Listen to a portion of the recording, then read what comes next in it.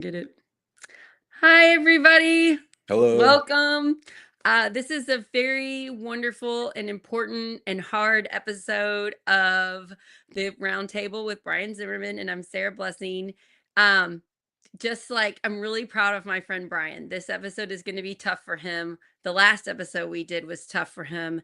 And get ready. We're going to be talking about some intense topics about war and how Brian has to detach from what's going on so that he can survive it. And this is something he has not thought of in a long time and doesn't want to think of. So it's going to be really good for him to share the story. And I just want, Brian to know this is a safe space and we care about you and we're here for you. And so how are you doing, Thank you. Brian? In far away, different state than me. How are you doing? Yeah, I'm doing really well. Things are going great out here. It's great to be back in Colorado.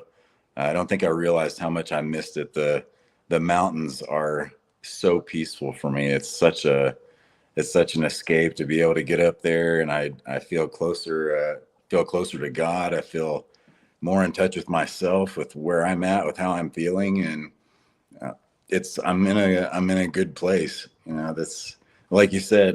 To be completely honest, this topic, this this show, I've kind of been, um, not thinking about it as much because it really has to.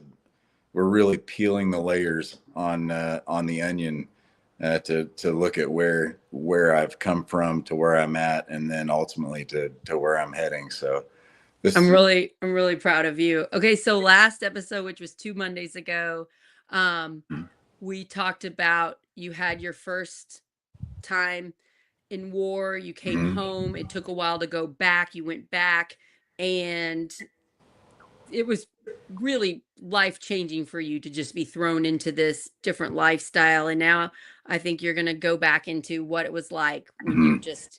you're at this place, this violent place with war. So what would you like to talk about, Brian? Well, I think it's important to talk about now, kind of like you said, wave tops.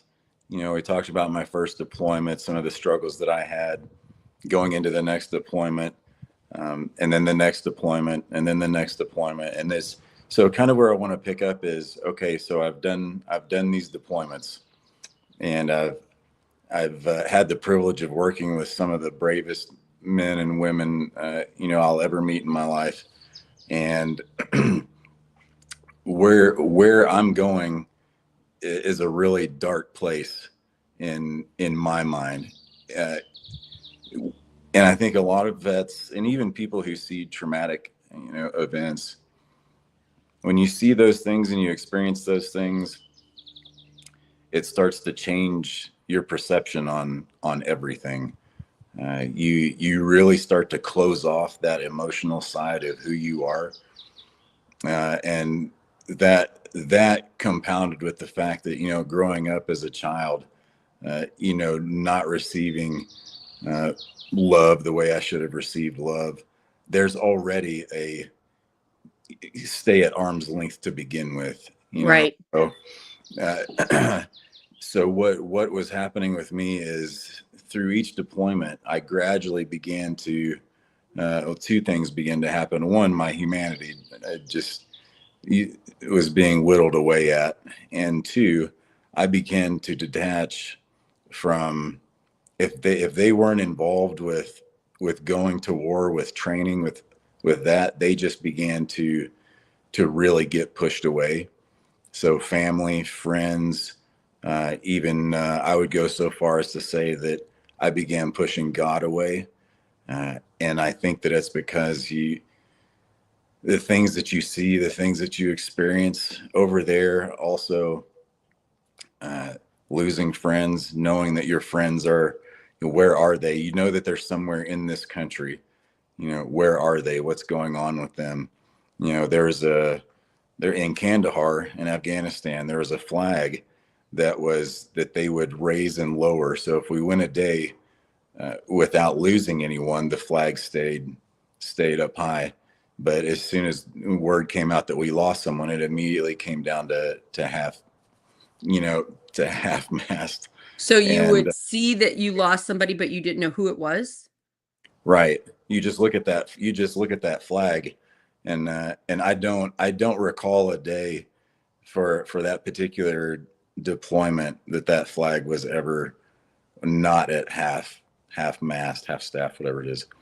And so uh, there's just a constant reminder, even when you're not out doing your thing, uh, that flag, which represents the greatest country on earth, everything holy, everything sacred, everything just, and there it is. You can't even fly it full.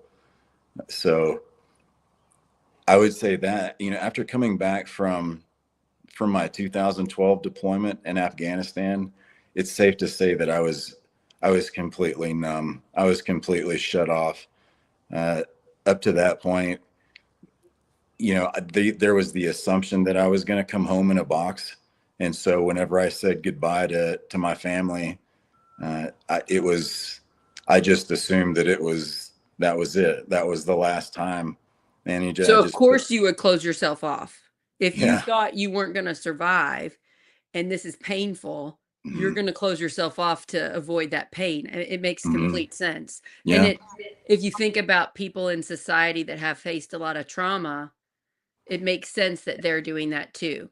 They're Right. detaching they're detaching from real love, the right type of love. It's Mhm. too painful. Yeah. Right. Yeah. Exactly. And that is exactly what happened to me. Uh,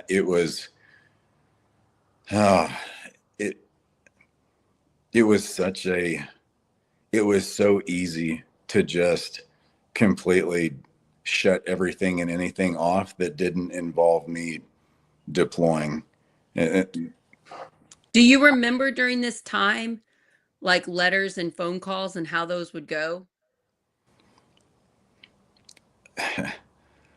I don't know that I wrote very many letters. I wish I would have, looking Well, back now. yeah, but I mean the letters from them. Do you remember reading letters from them No, or phone calls? no, I remember a few phone calls, but as far as letters and things like that, I don't remember getting any letters. Not because they didn't want to, simply because I willfully failed to give them an address to. Oh, wow. So when I You were left, I really wanted to cutting be yourself gone. off. I was Yeah. that was I was gone. I didn't want the even calling home was a distraction. It was something I did because I knew it was what they needed. It wasn't for me.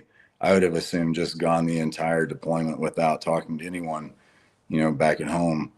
So yeah, that was, and I'd want to apologize to my family, for that. I don't know that I've ever done that to, publicly done that, but I did. I wrote them off, friends in my life. I'm sorry. I was in a place where I was unable and unwilling to, to hurt in that way. And so what that did was that just caused me to continue to clam up, to completely turn inwards, completely self-sufficient, not have to worry about anyone else, or really just worry about getting attached emotionally. And that, I mean, obviously that is going to damage any kind of relationship that I'm in. So, and it did. Uh, so it was, yeah, it was really tough. It was really hard. It's good. So I'm so grateful that you're talking about it because I think this is the hardest stuff to talk about. And I would say the most important. I'm so grateful that the Zimmerman family adopted you and loved you the Mm-hmm. right way and that you're still getting love from them. You see that they don't care what you did back then, that You're they right. just love you now. Has Right. that helped you to accept, the reality of what happened?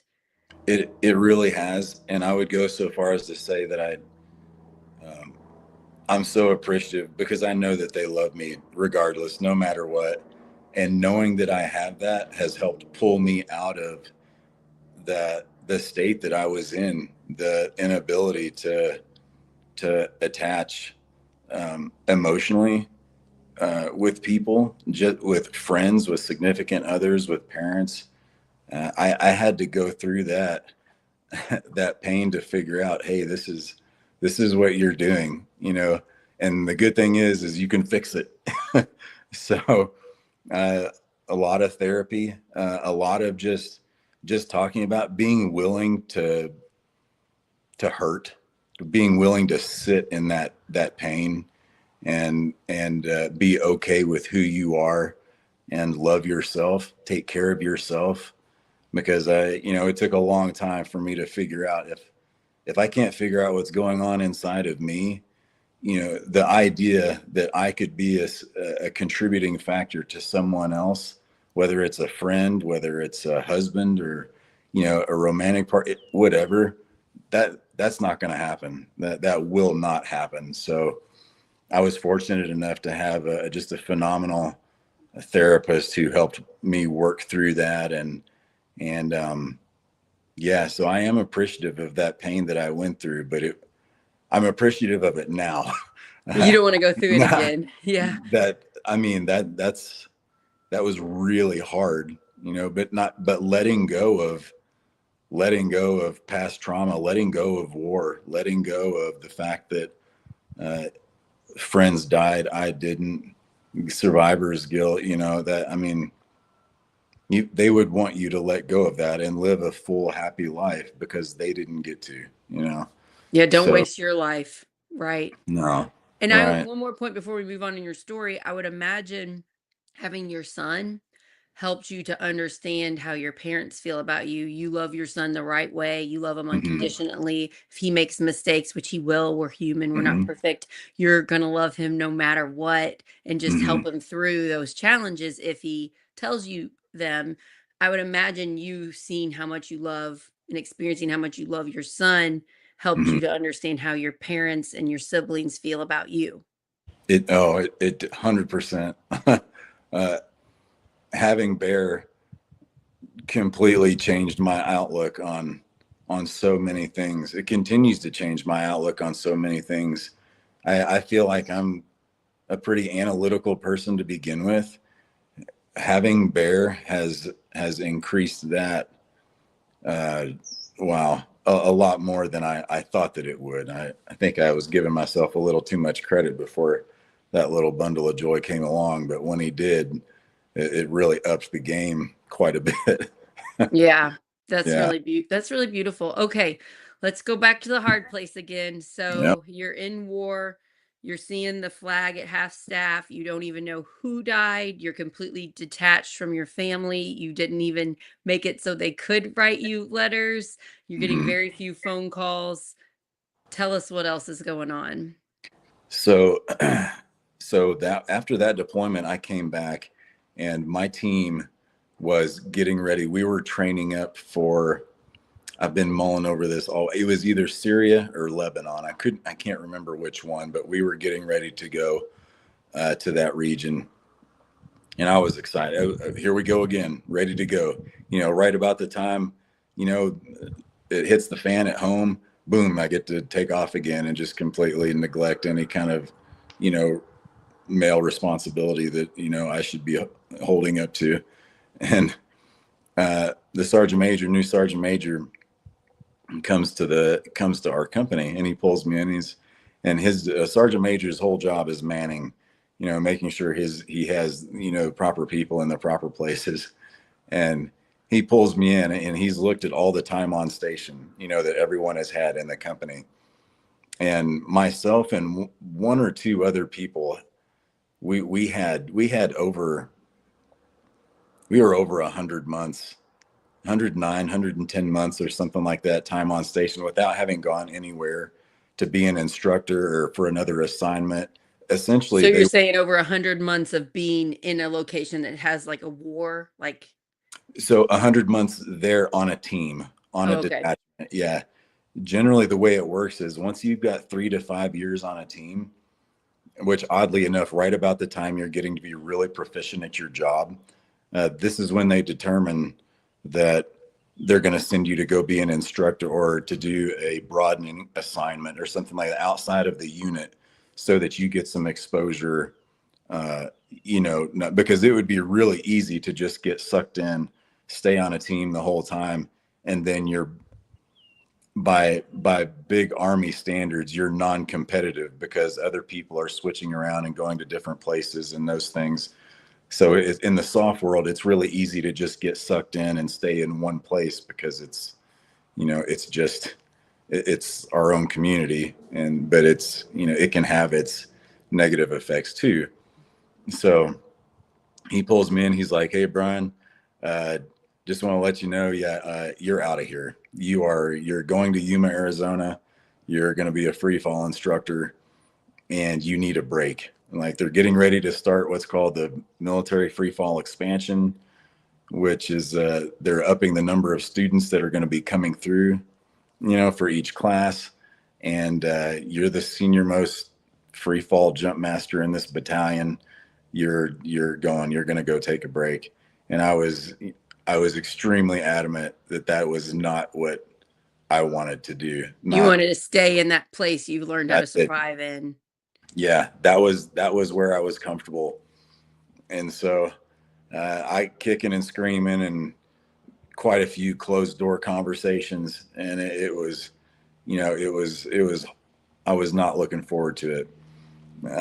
But I also too, my wife at the time, we had already separated, and I was uh,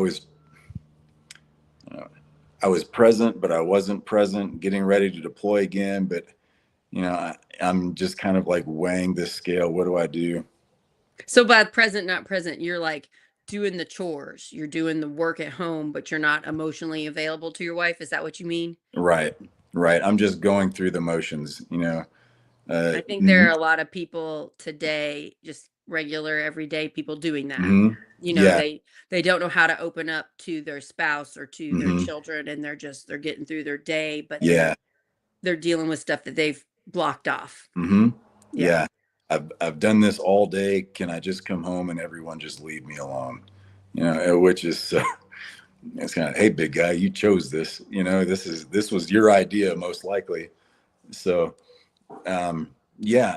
So I was kicking and screaming, but it was more like, okay, okay, not really, not fighting it too awful hard, I don't guess.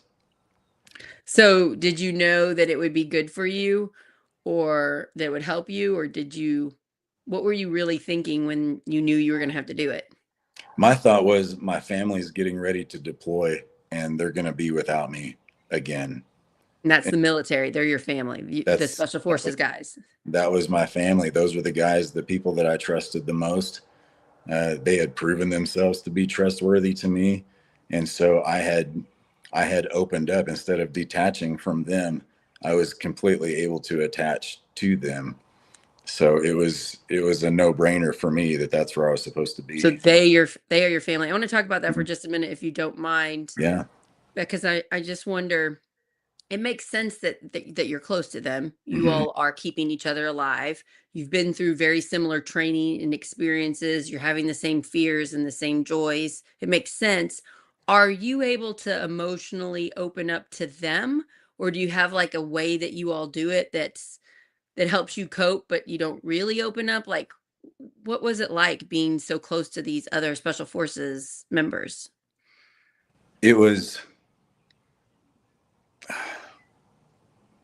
I would say, guys on the team, even we were all family, we were all friends. But I mean, inevitably, it's going to happen where you're going to be able to attach on to another person that you connect more on an emotional level, mental level, which is important. That's really, it's great that we're able to do that. And so, a very close friend of mine that I had, I was able to he and I were able to discuss very similar situations that we were dealing with, that we had gone through. And so it was comforting to have that. But even then, there's still a line that you don't cross, not because you can't. In fact, we should have, but it's still, that's like, that's saying too much. That's opening up way too much. Well, you didn't want to let the cracks, if you opened up the cracks, it might burst open. Hmm. Yeah, I under so it was Yeah. you're sharing stuff, but it was a very protective share. What could you mentally handle Hmm. sharing? Yeah, that makes sense. In fact, I'll even go one step further with that. Uh, that concept was confirmed when during a yearly psych eval where we go in, you talk to the psych, do your whole thing, Oh yeah. and um, and I actually said, "Hey, I I've got some stuff going on. I don't know what to do." So And you did tell the therapist that you had stuff. and Wow. the therapist said, that's great. Hold on to that. This isn't the right time to peel that onion back yet because you've still got a job to do. Wow. So what that confirmed for me was, hey, you're doing everything right. Just keep it all in. Whenever you get to the end of your career, whenever this is all over, then we'll open up and talk about it, and we'll fix everything. I You know. mean, did you I'm sure you might not know this for sure, but it sounds like to me these therapists were told by their bosses if somebody starts to open up, say keep it together a little bit longer until you're Hmm. done with this military journey and then we'll help you Yeah. instead of let's help you because if you opened Hmm. it up maybe you wouldn't be ready to go back and Hmm. keep serving. I don't know that for a fact, but that sounds like the Army. The Army's going to get theirs. They're going to get theirs, regardless of what happens. That's that big green wheel that's going to keep on turning. And if one of the lugs comes off, that's okay. That's why there's 400,000 other ones. So I don't know for a fact that that was policy, but it wouldn't surprise Right. me one I mean, bit. it just sounds like it because I've been in therapy for a year with a really good therapist, and if I said a new thing, like I'm ready to go deeper, I Yeah. guarantee he wouldn't say stuff that back in and keep Hmm. doing what you're doing. Maybe we'll talk about it in a few years. Yeah. That's Yeah. not healthy therapy. So, No. I'm not shocked, but I am sad because you were ready to start healing and you had to wait longer now. Hmm. That was, I want to say that may have been right before I went to Yuma to be a free fall instructor, maybe like a month prior, or yeah, I don't, it was, I'm pretty sure it was But right before. maybe that helped you get to become a skydiving instructor. Maybe that evaluation led to you being pulled. Uh, I enjoyed jumping to begin with. And as a free fall instructor, you're responsible for your students' lives every single day. They You have people who have done skydiving on the civilian side, and you have people who have never exited an aircraft, from 14,000 feet before, and everything in between. So uh, being there and being responsible for other people's lives, it was awesome for me because that meant that I didn't have to worry about my own life. I was Right. thinking about me. Right. I had kind of, and I feel like most free fall instructors would say the same thing. They enjoy jumping, they enjoy doing that. We enjoy teaching our peers instead of teaching a foreign military how to fight their own war when in actuality all they really want is US money. It was nice to be able to come back and train your peers on how to do something that they're going to go do in real life. So that it was fulfilling for me, but it also just continued to pack it So in. you're not letting stuff out, but No, you are getting a break from trauma. You're getting a break from the I'm getting, violence and the yeah, war and stuff. I'm getting a break from the war trauma, but as a free fall instructor out in Yuma on the drop zone and in the surrounding areas around the drop zone, there are white crosses that have been erected representing students and instructors who have died during training. So every single day you're driving back from the drop zone, there are multiple crosses out on that drop zone. It's a I did it's not a know big drop. that. So death is something that's present every single day. I mean, when we, as an instructor and a student, when we jump, when our feet leave that aircraft, we're dead until we decide to save our own life, or until I have to save the student's life, which happened on the regular. I mean, that was a regular thing. Yeah, you showed me a video once of you Yeah. saving someone on while you two were flying. You Yeah. realized there was something wrong with his gear and you reached over and fixed it right before he pulled it and he didn't have any idea. No idea. No So, idea. okay, that makes more sense. Yeah. This is not a easy peasy job. You got to be paying attention every second to keep everybody and yourself alive. Right. And Yeah. you're constantly seeing other people that had an error or something and died. You're Right. seeing the evidence of it. Hmm. Okay. Yeah, so Yeah. this is not the fun easy breezy job. No. No. No. This Wow. is. I. There's a big difference between skydiving on the civilian side and military free fall. Can you explain that? Because I think that that's pretty fascinating. I've never skydived. The biggest thing Hmm. I ever did was that Kings Island thing that looked like the St. Louis Arch, and you came up and you dropped down on that. That's Oh yeah. that's the wildest thing I've ever done. Yeah. So can you take us through, like, I put on the picture for this episode, you Hmm. in a mask, like an Yeah. oxygen mask, about ready to jump out of a plane. So can you explain how that's different Yeah. from a paid, fun skydiving experience? Yeah. And so everything that we do in the military, we're training towards something that would aid us in combat. So the military free fall, that is, think of it this way, that is simply getting to the mission. Like, it's part of the overall mission, but that's simply the infill method. You know, so there are 1,000 little things that go into making sure that everything is done correctly. And when you're jumping from high enough altitudes where you're required to be wearing oxygen, everything, the ante is upped quite a bit.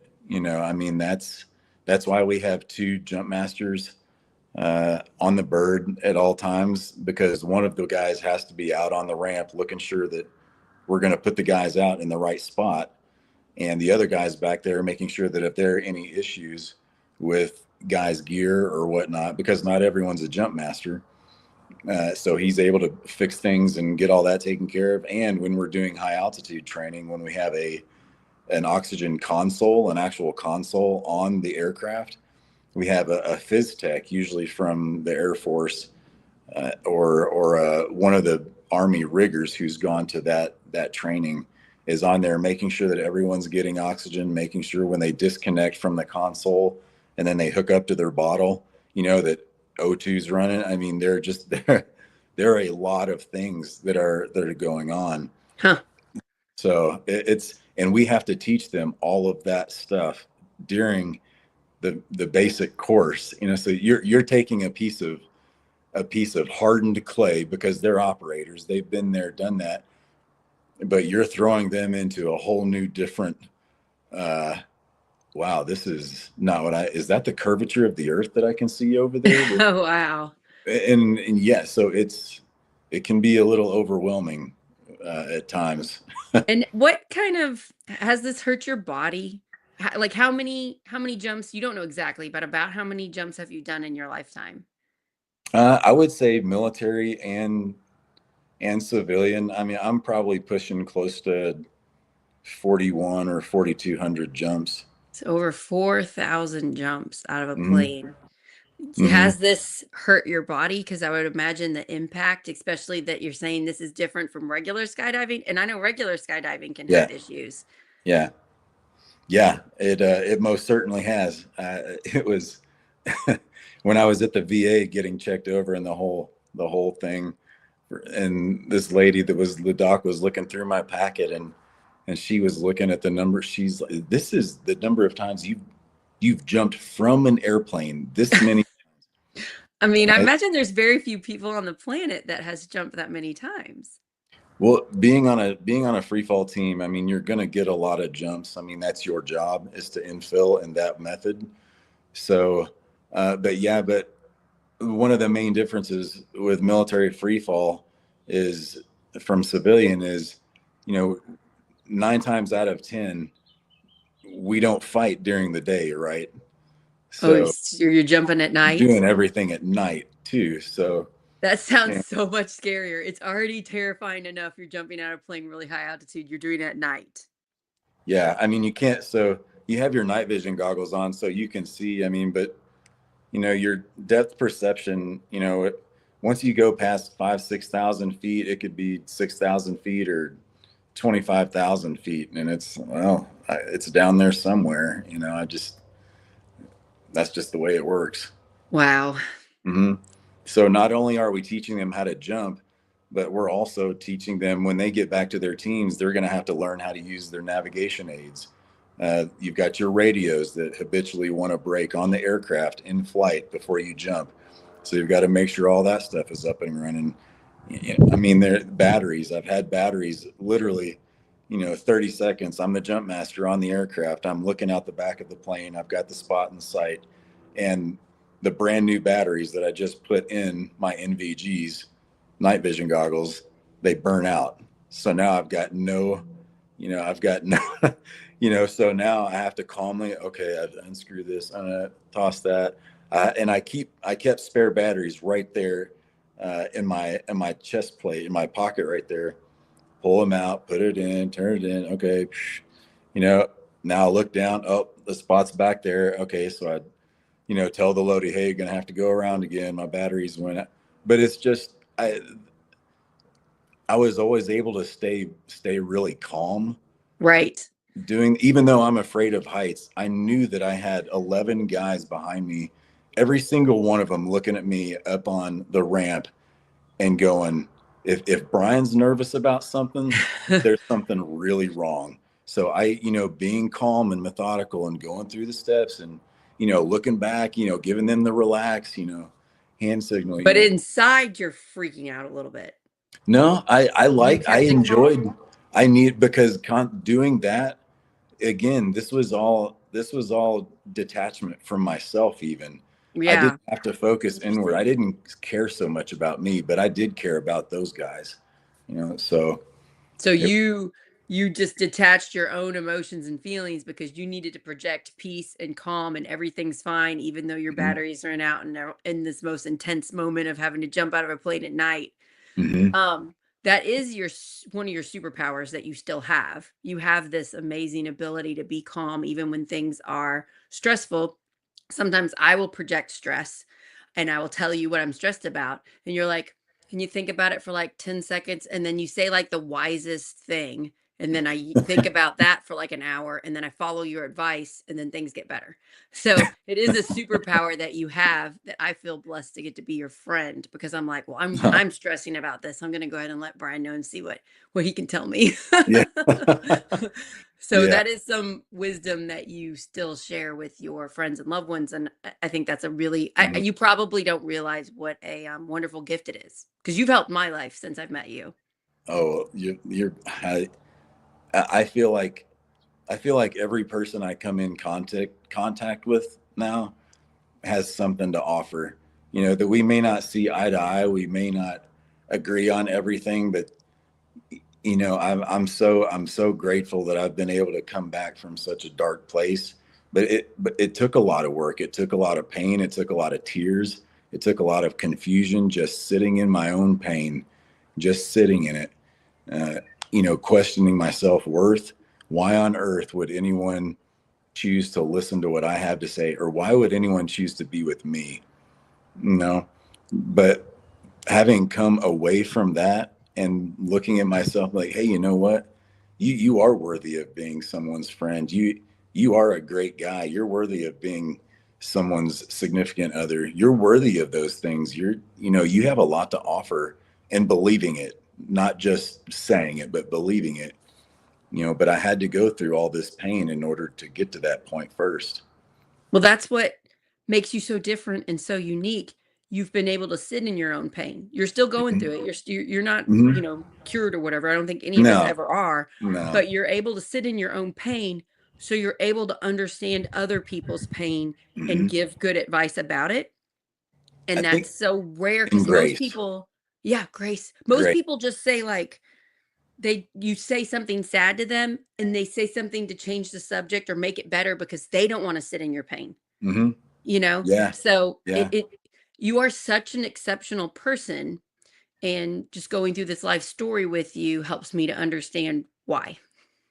it helps me too. It continues to help me, and it just reconfirms that what's, you know. You told me on that day we sat for, like, 3 hours in the kitchen at my house Mhm, about you jumping out of planes, but I'm really understanding it better now, and I'm mhm, really taking it in of the responsibility. These people's lives are in your hands. mhm. So how long did you do this? I did that for 3 years, 15, Wow. 16, 17, while I was out in Yuma. And at the time, this will be kind of a good segue into the next episode. Uh, but when I was in Yuma, I met Bear's mother, and we got married and decided to try and start having children, and just wasn't happening. Whether at the time, it didn't seem like there was a lot of stress on me at work, but I get, looking back at it now, it was Yeah, like, you're like, "Oh, yeah, yeah." and that compounded with the number of deployments, the high risk training, all of that. My system had taken a real shot. And so when we go to the doctor to see what's going on, and I'm thinking, gosh, how am I going to be supportive? When the doctor comes back and tells her that this something's got, and the doctor, that is like, hey, well, he goes through all of her numbers and all. Hey, it looks really good. And this, that, and then he gets to my numbers and he's like, "Now, Brian, I want you to know something." And as soon as he said that, I was like, "I'm, I'm not ready to hear this. I'm not ready to hear this at all."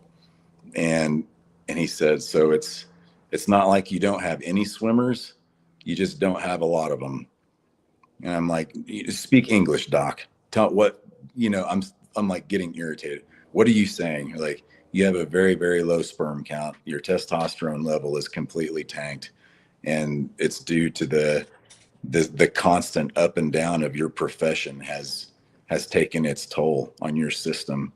And he said, I see this more amongst special operators than I do any other demographic in the military. Like, Wow. your systems are just absolutely shot by the time you're ready to have kids. And it doesn't happen to everyone, but strangely enough, once I found this out and I took that kick to the chest, uh, come to find out, I have 5 or 6 of my buddies that are instructors up there. They're like, hell yeah, been there, done that too. And so there was, So you found out your friends were dealing with the yeah, same thing. yeah. Wow. But that helped a little bit, but Knowing you weren't alone? it did help a little bit. But that was a way of nature. To me, it felt like a nature's way of selecting me to not be a contributor to the population. That's how I looked at it. I didn't see it as, well, all this time spent overseas and living next to burn pits and, you know, 4,200 jumps out of it. I didn't see it as those being contributing factors. All I heard was not able to assist in the reproductive, via natural means. So, which ultimately meant we had to go in and we did the IVF thing. So, I mean, a lot of people have had IVF. I have good mhm, friends that just had their second kid with IVF. The mhm, Obamas have said their 2 children IVF. It happens to a yeah, lot of people. They hmm, need to get help. Um, I've had I've had a lot of trouble myself. I'm the hmm, person that has trouble. 20% of people normally have trouble having children, but yours was if you had chosen a different path in life, it might not have happened to you. Did yeah. it make you view your sacrifice, your being a special forces Green Beret, did it change the way you felt about that service? I would I would say a fair amount of animosity towards the military had already set in, and this was a pretty big dump truck load full of dirt right on top of it. I would say, yeah. I mean, we can tell just through your shows, you mention, you had, an ex-wife that had trouble, had a lot of miscarriages. You clearly wanted to start a Mhm, family. You really wanted that for a mhm, long time. So, I think very much. Me just Mhm. knowing you, this had to be exceptionally painful.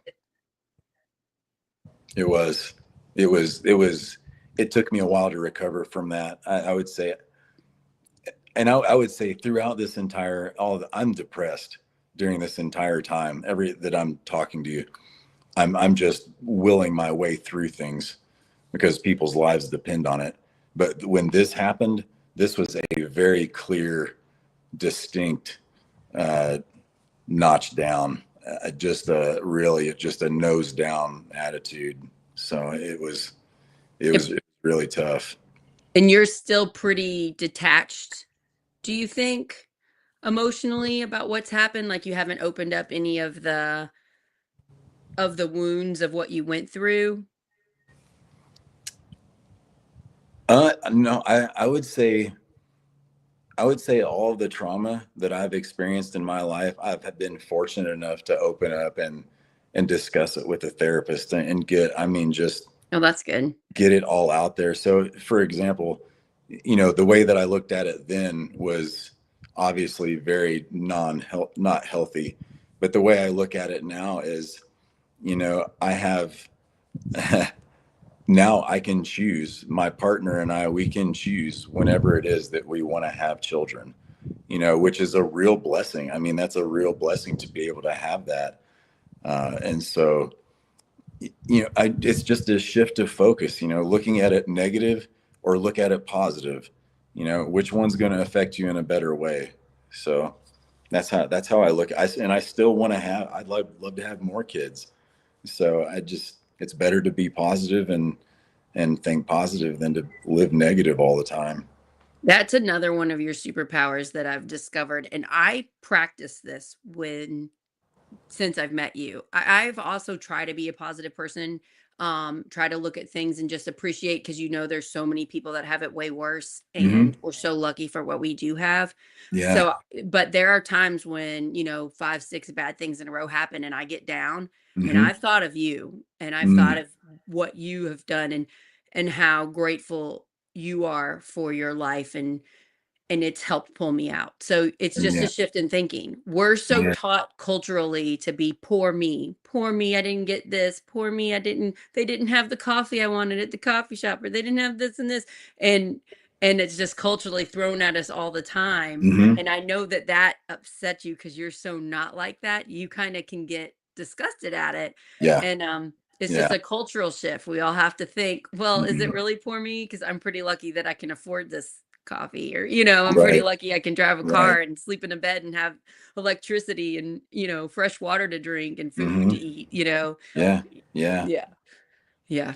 It really, you really, I'm because I've been so fortunate to have experienced a lot of the things that I have. I don't have an excuse. Like I literally don't have an excuse because I know how bad things are in other places right now, you know, and it's okay to have bad days, you know, recognize that it's a bad day, do self-care, take care of yourself. If you're not taking care of yourself, you're going to be worthless to everybody else. So it really is just, I think it's being able to just sit back and take some deep breaths. Hey, think about this. Is it so bad? Is it really that bad? You know, are you going to let today's problem ruin tomorrow's happiness? You know, really, is that where we're at? So, or are we going to let a person ruin you know, tomorrow's happiness because of today's whatever?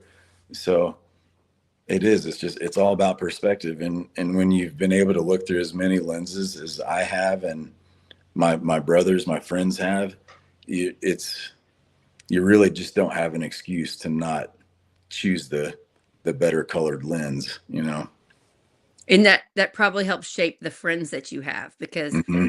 if I've had friends in my life that complain about everything, it can bring me down and make me Hmm. see that perspective. And it really is, it's just a mindset. So Yeah. I really try to have friends that they can handle bad stuff. They love me no matter what, and they're not going to gripe about Hmm. everything.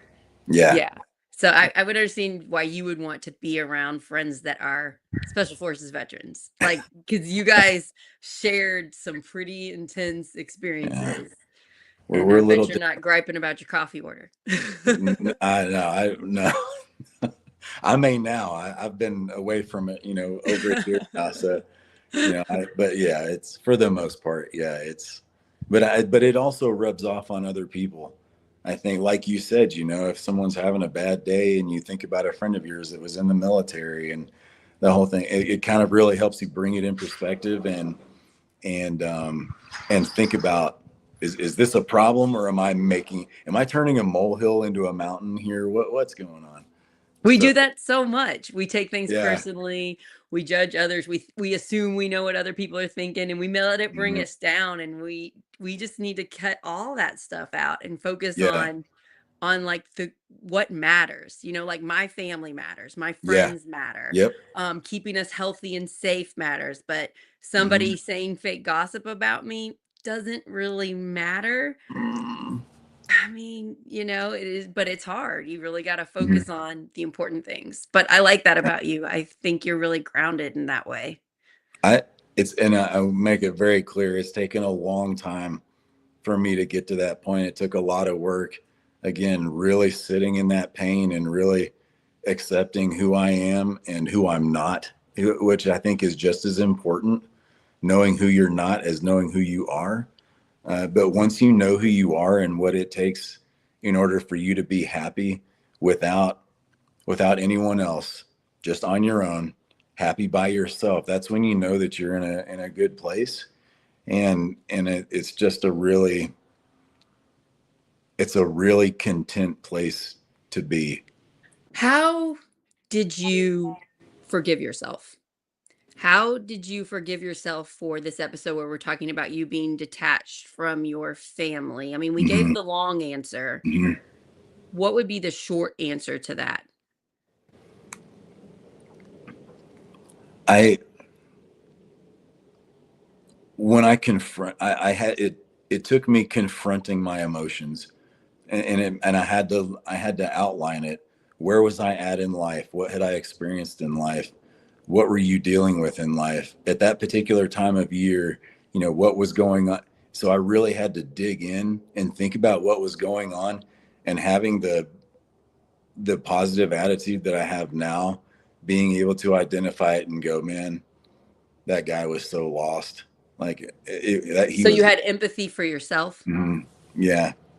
Yeah, but Yeah. it took a long time to get to where I was able to have empathy for myself. But if you don't have empathy for yourself, I mean, you can't expect anyone else to be empathetic towards you. If you don't forgive yourself for your past mistakes, then it's really hard for you to forgive other people for their mistakes. And I think that's Hmm. part of the problem we're having in America right now. We blame people all the time for their tiny little mistakes or their big Hmm. mistakes. And I think those people that are doing the blaming they haven't come to terms with their own faults and Hmm. forgiven themselves. I feel like that's one Yeah. of our biggest problems in society, honestly. Hmm. Well, it's a whole lot easier to shine light on somebody else than to take the chance of it shining on me. Because You're scared of somebody seeing your own faults, so you yeah, shout at somebody else's faults. yeah. Yeah. Yeah, I really didn't understand this until I went through suicidal thoughts a little over a year ago and then got Hmm. really good therapy. And, Hmm. like, I was well enough as a person to have realized that was bad and to immediately get love from my friends and family and Hmm. get therapy. Like I jumped into it so quickly once it happened because I was a mom. This was over Yeah. a year ago. I was a mom to kids in preschool and an eighth grader. I was like, oh crap, I got to get healthy as fast as possible. All these people rely on Yeah. me. And I have so much empathy for my past self and what I put myself through. I put myself around a group of people that really hurt me and they really didn't give 1 ounce of crap about me. Hmm. And I'm just like, I am never going to do that to myself again. I'm never going to try Hmm. to help people that are so rude. So I really had to come deep of compassion for myself and I Hmm. never had done that before. I never gave myself enough empathy to I would just be like, sure, I can be around terrible people. I'm trying to help. I'm trying to help. I'll just keep doing it. And Hmm. now I'm like, oh, I'm never going to do that again. Yeah. Yeah. There's so much truth in that. And I can't remember who said this, but I kind of picked it up and started using it myself. But they said, show me your friends and I'll show you your future. So who do you surround yourself with? That's kind of, and but that's also too, there's another side to that too, because you've got to be willing to step outside your comfort zone and be around people that are not like you, that struggle in different ways and have other, you know, because if you don't, you're just living a safe life. It's real easy to just stay within your own little, 10 feet around you and live life happy. But, what kind of limited life is that? You got to get out there and you've got to be willing to hurt, and that's really what it comes down to. Be willing to hurt and rely on that strength that you have within yourself to to to get you through that, you know. And I But got new friends. I legit got new friends after that experience because I changed so much. And I got friends that love me no matter what, and they don't judge me, and I don't judge them. And we yeah. don't talk every day. But when we Hmm. do talk, we share the deepest parts of ourselves because we know that we love each other no matter what. And that's Yeah. so special. Hmm. Yeah, it really, that really is something, hurt can hurt can build walls, or hurt can cause growth, you know. Right. It's completely up to you. It really is. So, I'm a much more empathetic person now than I was a year and a half ago. And hmm, it's helping me in Project Next because our mission is to unite people and to have empathy for everybody and to look hmm, at their situation and realize they're seeing their life this way and to care about them. And right. yeah, so and this is why I think when you found Project Next, you're like, oh, I identify with this. I'm doing Hmm. this too, which is Hmm. really beautiful. Yeah. Oh, Yeah. so yeah, we can go ahead and get off now. Thanks for doing this with me. I've been missing my friend who's states away. I'll be glad Yeah. when you come back. Yeah. Yeah. I'll get back. I think I'm getting back 1 June. 1 June, I think I'll be back. Yeah. Finish up That'll out be here, nice. and yeah. Yeah. So hopefully we can do this again next week, Yep. talking more about your journey. And I'm just so proud to be your friend. I'm proud of you. Thank you. Everybody, please share, especially if there's somebody in your life that you think this conversation might help. Please send it to them. You can Hmm. like copy the link on YouTube and text it to someone. Um, you just click the little dots of the show, find it on YouTube or Hmm. share it on somebody Facebook Messenger that maybe if they listened to Brian's story and what he went through, it would help them to talk about their own. Everybody has trauma, everybody has hurt, everybody's been hurt by others, everybody has hurt others. Hmm. But we're on this beautiful hard life journey together. We might as well make the best of it and reach Hmm. out to Brian or myself if you need anything. I know Please Brian, do. you really Please do. care. You really care Yeah. about mental health, especially veterans, especially people in the military. And I think you understand what they're going through better than most people. So even if you don't Hmm. know Brian, you can reach out to him on social media and he will get back with you. And I think that's a really beautiful thing that you do. And Yeah. Please do. Please same do with reach. me too. I've had hard times and yeah, we care about you. Mm. Yeah. Thanks, everybody. And Thank we you. will see you next week. Thank you, my friend. I'm proud of you. And I still don't I'm know how proud you of did you. all those things. I don't know how you did all those dangerous jumps in the night so far. I don't know how you did It, it. I had the rest of my life to worry about it, right? Yeah. Yeah. So, there's a reason we call you a hero. I think you get it, but I don't think you get it 100% why. I get it more since I know you. I'm so lucky to be your I friend. appreciate it. I was privileged to get to be in that role. Lots more lives coming up this week. We're doing a lot. Mhm. I think it's Project Next busiest week. It's Sarah Blessing's busiest week. A lot of shows. So yeah, I'll see you all tomorrow at the animal shelter around 10 to 10:30 in the morning. And you can watch it after and see some dogs and cats. You got a cute cat from this place that I'm Oh going yeah. to. Oh yeah. Jimmy Yes. Hart. Oh, he's awesome. Yeah, I love your cat, and I can't believe this beautiful, long-haired, I know. adorable, friendly thing came from the animal shelter, but it's why I'm doing a Yeah. live there tomorrow. Let's meet Yep. some more adorable animals that would love a home. All Yep. right. See you all tomorrow, everybody, Take and care. thank you. Bye. Bye.